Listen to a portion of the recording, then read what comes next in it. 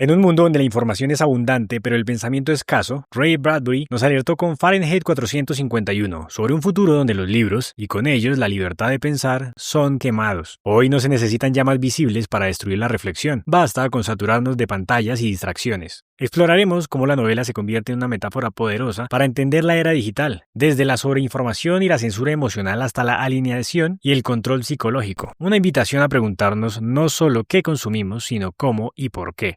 La sobreinformación y la muerte del pensamiento crítico. En Fahrenheit 451, los libros no son solo objetos físicos, son símbolos del conocimiento profundo, de la libertad de cuestionar, de pensar más allá de lo evidente. La quema de libros que plantea Bradbury no solo es un acto de destrucción material, sino la aniquilación del pensamiento crítico, del diálogo interior, del desarrollo de ideas complejas. En ese mundo distópico, apagar el fuego era apagar la luz de la razón, era una purga deliberada para silenciar la disonancia y moldear una sociedad dócil y fácil de manipular. La gente no tenía tiempo para leer ni para reflexionar. Sus vidas estaban llenas de ruidos constantes, las paredes parlantes, los autos a toda velocidad y la omnipresencia de la tecnología que los mantenía perpetuamente distraídos. Mildred, la esposa de Montag, es el epítome de esta condición, vacía de emociones, adicta a las pantallas y ajena a cualquier atismo de profundidad. Ella no elige ser ignorante, la sociedad la ha moldeado para que la superficialidad sea su norma. Hoy, aunque no hay policías incendiarios quemando libros, vivimos bajo una llama igualmente voraz, pero invisible, la sobreabundancia de información superficial. La diferencia está en el formato y el ritmo. En lugar de páginas encuadernadas, tenemos pantallas que nos bombardean con titulares diseñados para impactar, videos virales que duran segundos y clickbaits que explotan nuestras emociones con promesas imposibles de cumplir. ¿Estamos saturados? Sí, pero ¿de verdad estamos informados? Esta constante estimulación, al igual que los ruidos ensordecedores en el mundo de Fahrenheit 451,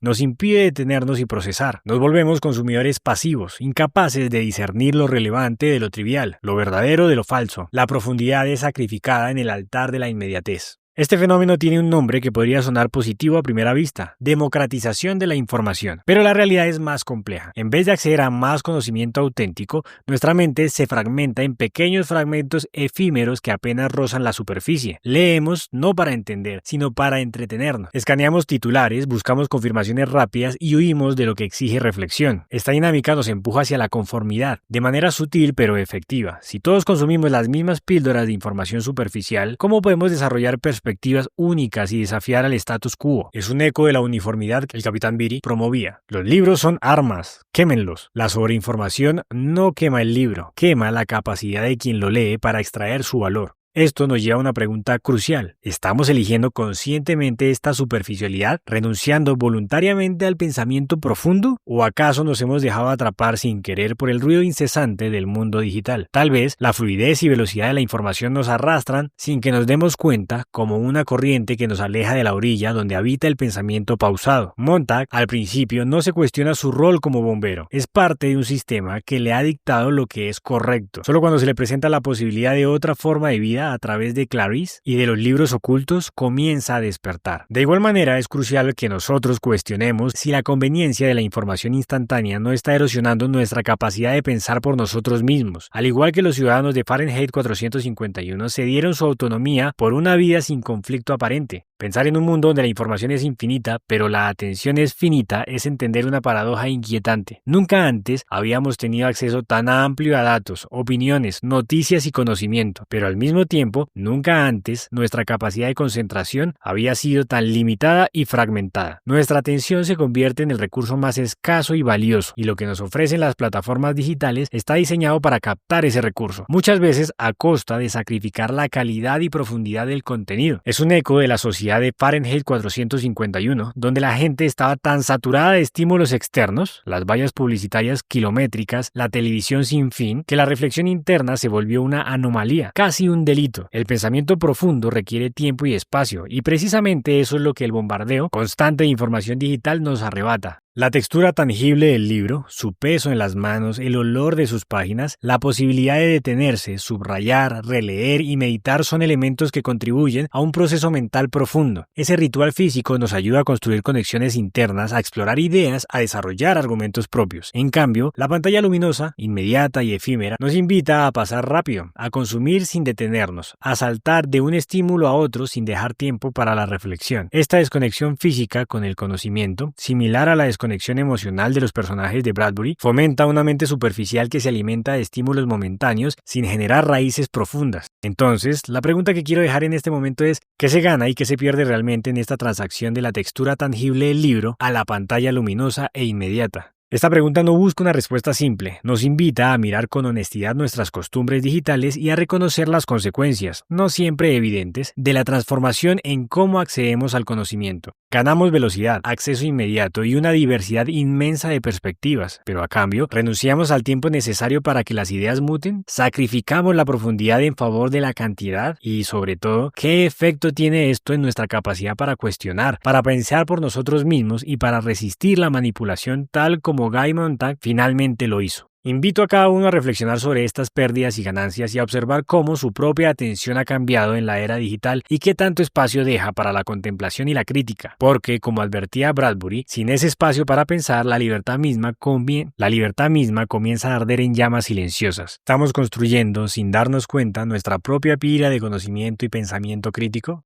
La censura emocional y la autocensura digital. En Fahrenheit 451, los libros no son prohibidos de un día para otro. Desaparecen lentamente bajo la justificación de que ofenden, hacen sentir mal o incomodan. No es una dictadura la que impone el silencio, sino una sociedad que teme a la fricción, al disenso, al pensamiento incómodo. El Capitán Beatty, un personaje que personifica la hipocresía del sistema, no solo quema libros, sino que justifica su existencia diciendo que satisfacen a las minorías y que los libros solo sirven para confundir y entristecer a la gente. La sociedad de Fahrenheit 451 anhela la comodidad, la ausencia de conflicto y la simplicidad, y está dispuesta a sacrificar el conocimiento y la profundidad por esta tranquilidad superficial. Las paredes parlantes de Mildred, sus dramas de televisión interactivos, están diseñadas para mantenerla distraída, para que nunca se enfrente a una idea que pueda desafiar su visión del mundo o, peor aún, que la haga sentir algo que no sea una felicidad insulsa. Hoy ocurre algo similar. No vivimos en un régimen que prohíbe abiertamente ideas, pero sí en uno donde el miedo al rechazo público, el juicio inmediato o la cancelación digital lleva a millones a silenciarse por voluntad propia. Esto no es una censura impuesta por un gobierno, sino una autocensura social que opera de manera sutil, pero no menos efectiva. Es un sistema donde las consecuencias no son la cárcel o la quema de tus bienes, sino el ostracismo virtual, la difamación en línea o la pérdida de likes y seguidores. Ya no basta con tener una opinión, hay que expresarla bien, rápido y sin matices, y sobre todo sin incomodar a nadie. La autocensura se vuelve un filtro invisible, más eficaz que cualquier ley represiva, y los algoritmos, esos grandes curadores de nuestra realidad digital, nos premian por repetir lo que ya funciona, lo que ya se dijo, lo que ya gustó. Al igual que los programas de televisión de Fahrenheit 451 se diseñaban para mantener a la gente enganchada y dócil, los algoritmos actuales nos muestran lo que es popular, no necesariamente lo que es profundo o verdadero. Nos empujan a la conformidad, a no desentonar en la narrativa predominante, para no correr el riesgo de ser atacados por una horda digital. John Stuart Mill lo advirtió en el siglo XIX con inquietante precisión. El despotismo de la costumbre es tan opresivo como cualquier otro despotismo. No se necesita un dictador para sofocar la diversidad de pensamiento. Basta con una cultura que premie la comodidad sobre la complejidad, que aplauda las frases cortas y castigue las ideas largas, que prefiera lo viral a lo vital. La presión para encajar en el molde digital es inmensa. Si una publicación no obtiene suficientes reacciones positivas o si genera comentarios negativos, la tendencia es borrarla o retractarse, internalizando la idea de que ese tipo de pensamiento es incorrecto o no deseable. Esta caza de brujas digital por las opiniones equivocadas crea un clima de miedo que sofoca la experimentación intelectual y la expresión auténtica. Montag, en su desesperación, se da cuenta de que la quema de libros es el resultado de un sistema que fomenta el miedo y la ignorancia. Nosotros, sin darnos cuenta, podemos estar perpetuando ese mismo miedo en el ámbito digital. Y así muchas ideas no desaparecen porque estén prohibidas, sino porque nadie se atreve a pronunciarlas, no por falta de libertad legal, sino por miedo a ser malinterpretado, a caer mal, a ser expulsado del grupo. Esta presión social se convierte en una cámara de eco, donde las opiniones seguras y aceptables son amplificadas, mientras que las voces disidentes se desvanecen en el silencio. En este contexto, la libertad de expresión ya no es una herramienta para el debate, sino un juego de apariencias. ¿De qué sirve poder hablar si lo único que se puede decir es lo aceptable? La sociedad de Fahrenheit 451 se había vuelto alérgica a cualquier cosa que pudiera provocar una discusión o un desacuerdo, que llegó a prohibir lo que causaba infelicidad. ¿No estamos nosotros en la era digital construyendo una realidad donde la felicidad se define por la ausencia de fricción y la validación constante de nuestros pares en línea? ¿Estamos realmente eligiendo lo que decimos o simplemente adaptándonos a lo que el entorno espera escuchar?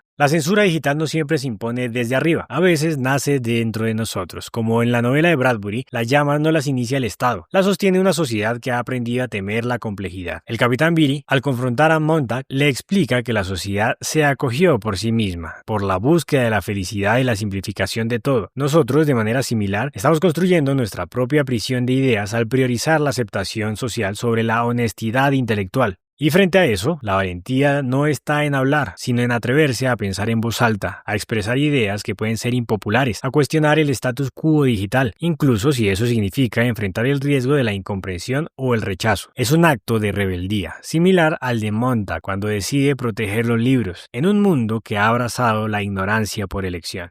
El entretenimiento como herramienta de control. En Fahrenheit 451, la televisión de pared no solo entretiene, adormece. Es grande, envolvente, constante. Sus parientes se extienden por 3 o 4 paredes en el salón de Mildred, absorbiéndola por completo en sus dramas vacíos y ruidosos. Su función no es educar ni provocar pensamiento, sino evitar el silencio incómodo donde nace la reflexión. La intención es clara: mantener a la población tan saturada de estímulos que no tenga tiempo ni espacio mental para cuestionar su realidad. Como el capitán Beatty explica a Montag, la gente no fue obligada a dejar de leer, eligieron la ignorancia y la distracción. No les dimos nada, les quitamos sus armas. Esas armas no eran solo los libros, sino la capacidad de pensar críticamente. Hoy no necesitamos televisores empotrados en los muros. Llevamos esas pantallas en el bolsillo activas las 24 horas. Y aunque parezca que las controlamos, muchas veces son ellas las que nos controlan a nosotros. El omnipresente smartphone se ha convertido en nuestra propia pared parlante personal. Un dispositivo de distracción ininterrumpida que nos acompaña a todas partes. Al igual que Mildred se sumerge en un mundo virtual, ajena a la crisis personal de Montag o a los problemas de la sociedad, nosotros nos perdemos en el desplazamiento infinito, scrolling, de los algoritmos diseñados para mantenernos enganchados. Vivimos en una era donde el entretenimiento ya no es un escape ocasional, sino una corriente continua. Abrimos TikTok solo 5 minutos y despertamos media hora después sin recordar qué vimos. Empezamos una serie y la plataforma ya reproduce el siguiente capítulo sin que lo pidamos. La inmediatez y la automatización nos arrastran sin darnos la oportunidad de elegir conscientemente. La pregunta no es si nos gusta el contenido, sino si alguna vez tuvimos la oportunidad real de elegir, de desconectarnos, de permitir que nuestra mente deambule y se cuestione. Es la misma coerción suave que experimentan los personajes de Bradbury, quienes rara vez tienen un momento de quietud o reflexión, siempre inmersos en el ruido de sus hogares o en las calles a alta velocidad. Como en la novela, el ruido constante no nos deja espacio para pensar, la mente no descansa, y cuando la mente no descansa tampoco se cuestiona. El ocio se ha convertido en una forma moderna de anestesia social, una distracción tan eficaz que no necesita represión. Nos hace reír, llorar, identificarnos, pero rara vez nos empuja a actuar o entender. La profundidad de las emociones humanas o la complejidad de los problemas sociales se diluyen en narrativas superficiales diseñadas para el consumo rápido y la gratificación instantánea. Es un eco de la preocupación de Clarice McLaren, quien lamenta que las personas en su sociedad solo hablen de cosas superficiales y memoricen datos sin comprenderlos. En vez de cuestionar el mundo, lo consumimos. En vez de conectar, deslizamos. En vez de pensar, nos entretenemos. Y el sistema lo sabe. Cada clic es una señal. Cada segundo de atención es un dato que perfecciona el algoritmo para mantenernos ahí, donde somos más predecibles, distraídos. Esta economía de la atención es la verdadera arma de control moderna, tan efectiva como el fuego de los bombarderos de Fahrenheit 451. No se necesita un fuego para destruir el pensamiento crítico cuando las plataformas digitales pueden hipnotizarnos hasta la complacencia, al igual que los auriculares concha marina de Mildred que la aíslan de la realidad. ¿Qué perdemos cuando el entretenimiento se vuelve más importante que la comprensión? No se trata de demonizar el entretenimiento, se trata de preguntarnos ¿para qué sirve? ¿Qué propósito cumple? ¿Y cuándo deja de ser un derecho para convertirse en un instrumento de control? El entretenimiento, en su ausencia, puede ser una fuente de aprendizaje, de inspiración y de conexión humana, pero cuando su diseño principal es la adicción y la distracción, se convierte en una herramienta peligrosa. Porque cuando el entretenimiento solo calma, pero nunca incomoda, cuando distrae, pero no despierta, cuando llena, pero no nutre, entonces ya no estamos disfrutando, estamos siendo adormecidos. En ese estado, la crítica muere en silencio, no porque alguien la haya prohibido, sino porque estábamos demasiado ocupados viendo el siguiente video, inmersos en la constante e incesante corriente de estímulos que, irónicamente, nos prometen conectar con el mundo, pero que en realidad nos aíslan del pensamiento significativo. El papel del conocimiento en una sociedad digitalizada. En Fahrenheit 451, los libros no solo arden en la hoguera, también desaparecen de la mente y del alma. Los pocos que resisten, los que memorizan libros para preservarlos, entienden que el conocimiento no reside en los objetos, sino en la interiorización, en la comprensión viva. Granger y su grupo de intelectuales exiliados no llevan libros físicos, ellos son los libros. Han internalizado las obras maestras, convirtiéndose en bibliotecas andantes. Saben que el verdadero valor no está en la página impresa, sino en la capacidad de la mente humana para procesar, criticar y aplicar esa información. En su mundo distópico, la destrucción física de los libros solo es el paso final de un proceso donde la sociedad ya había renunciado a la lectura y a la reflexión. Hoy tenemos acceso a una biblioteca universal en nuestros bolsillos. Un clic nos lleva a cualquier definición, tutorial o cita, pero ¿estamos verdaderamente sabiendo más o solo acumulando fragmentos sin procesar? Vivimos la ilusión de saber. El buscador siempre responde. La aplicación traduce, resume, corrige, pero cada vez más el conocimiento se convierte en algo externo a nosotros. No lo recordamos, solo sabemos dónde buscarlo. Esto crea una peligrosa dependencia. Al igual que los ciudadanos de Fahrenheit 451 dependían de sus paredes parlantes y sus píldoras de felicidad para no pensar, nosotros dependemos de nuestros dispositivos para evitar el esfuerzo mental. No aprendemos a pensar, aprendemos a depender. Y eso tiene consecuencias profundas. Cuando todo es accesible, nada se vuelve profundo. Cambiamos la reflexión por la inmediatez, el esfuerzo por la comodidad. Antes, entender algo tomaba tiempo, incluso frustración. Hoy, si un video supera los 30 segundos, nos parece eterno. Esta impaciencia cognitiva nos empuja a buscar respuestas rápidas y superficiales, evitando cualquier tema que requiera concentración o análisis prolongado. Es la antítesis de lo que representaban los libros para Montag al iniciar su despertar, objetos que invitaban a la paciencia y a la inmersión profunda. No hay sustituto para el conocimiento que se ha ganado, también dicho por John Stuart Mill.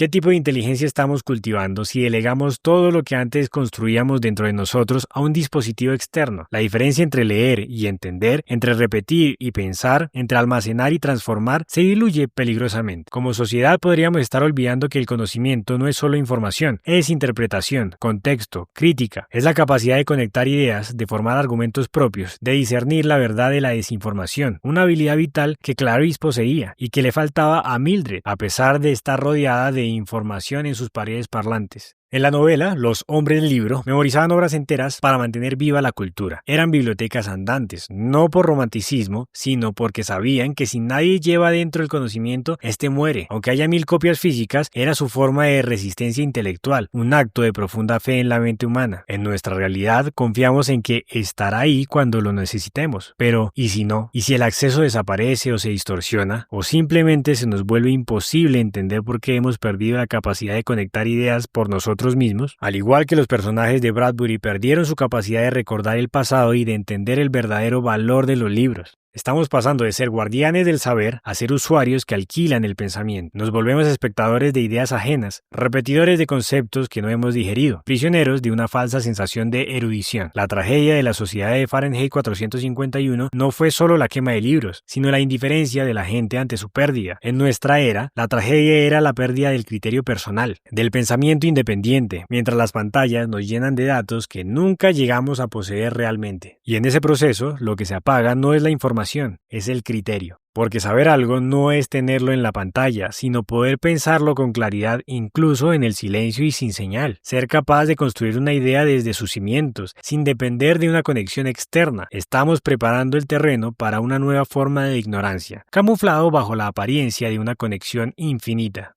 Soledad, alienación y vínculos debilitados por la tecnología. Mildred vive rodeada de pantallas interactivas, entretenida y acompañada por sus programas favoritos, a los que incluso llama familia. Pero detrás de ese bullicio digital, lo que habita es el vacío. Su conexión con los demás y consigo misma está rota. Ella no tiene amigos reales, no tiene intereses fuera de sus programas, y su relación con Montag es una cáscara vacía, marcada por la incomprensión y la distancia emocional. Ella es la encarnación de la alienación en la era de la hiperestimulación. Su intento de suicidio al principio de la novela es una clara señal de que, a pesar de estar rodeada de familiares virtuales y ruido constante, experimenta una profunda soledad existencial. ¿Te suena familiar? Hoy tenemos acceso a miles de contactos, notificaciones, grupos, emojis. Podemos hablar con alguien en cualquier parte del mundo, pero, paradójicamente, la epidemia de soledad es una de las más grandes del siglo XXI. La tecnología prometía unirnos, pero muchas veces lo que hace es distraernos del otro, de nosotros mismos. Nos hemos vuelto expertos en la comunicación digital, pero torpes en la interacción humana cara a cara. La constante búsqueda de validación en línea, similar a la búsqueda de Mildred por el siguiente episodio de sus familiares, nos aleja de las conexiones significativas que nutren el alma. Las redes sociales han redefinido lo que significa estar conectado, pero ¿cuántas de esas interacciones dejan huella real? Un me gusta no es un abrazo, un comentario no es una conversación, un mensaje visto no es una mirada sincera. Nos hemos acostumbrado a la compañía de pantallas que nos escuchan, pero no nos entienden, que nos responden, pero no nos sienten. En este mundo donde la conexión es constante, el silencio emocional crece. La paradoja es inquietante. Estamos más conectados que nunca, pero a menudo nos sentimos más solos y aislados. Montag, al intentar hablar con Mildred sobre sus sentimientos y los libros, se encuentra con una pared de indiferencia, un reflejo de su propia desconexión. Como diría Carl Jung, la soledad no viene de no tener a nadie cerca, sino de no poder comunicar las cosas que parecen importantes. Esta cita de Jung resuena con la experiencia de Montag, quien busca desesperadamente a alguien con quien compartir sus pensamientos profundos, solo para encontrar superficialidad en Mildred y en la mayoría de sus conciudadanos. ¿Cuándo fue la última vez que sentiste que alguien te escuchaba de verdad, sin distracciones, sin pantallas, sin prisa? A veces, incluso cuando estamos acompañados, sentimos un muro invisible. Estamos físicamente presentes,